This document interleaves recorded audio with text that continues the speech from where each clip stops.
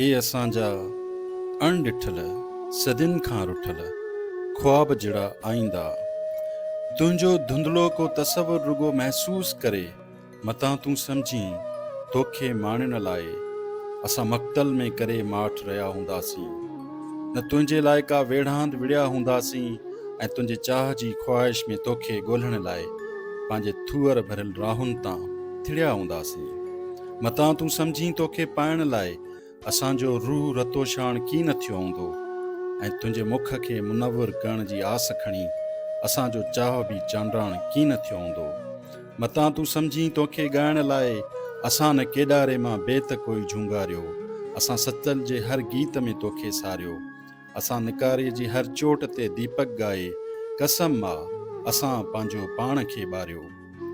हे असांजा अणॾिठल ऐं रुगो महसूस कयल गुल जहिड़ा मासूम पाक मुस्तक़बिल, जीअं पहिरें प्यार खे का नींगरी महसूस करे असां ईअं तुंहिंजी खुशबू ज़री महसूस करे तो लाइ ऊंदहि सां हर जुग में आए जंग कई।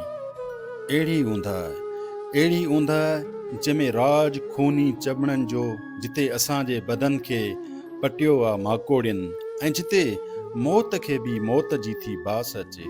अहिड़ी ख़ामोशी जिते माठ जो आवाज़ अचे ऐं उन ई बाट में चिबरनि संदा फड़काट ॾिसी तेज़ रोलाक हवाउनि जा सवें ज़ुज़ाट ॾिसी असां न तुंहिंजे ॾीए खे अञा उझायो आहे, असां त तुंहिंजे लाइ हर मोड़ ते वाझायो आहे। ए असांजा अणॾिठल सपननि में सजल मोर जहिड़ा मुस्तक़बिल, जॾहिं अची तूं हिते पाण ई परड़ा सोरे के मुसाफ़िर तूं पंहिंजी राह में मोल जे ॾिसी, नीरे आकाश जे हेठां सिरियूं वढियल जे ॾिसी, असांजे प्यार जे बेगोरो कफ़न लाशनि जूं अखियूं सदियुनि खां पंहिंजी दीद लाइ खुलियल जे ॾिसी त पक ॼाणजांइ कि तोले मुआ वाझाए तुंहिंजी आमद ते उन ई जशन जे ख़ातिर आया, पंहिंजी अखियुनि संदे मुखड़ियुनि मंझां माला ठाहे ऐं रुगो तुंहिंजी तमन्ना खणी वया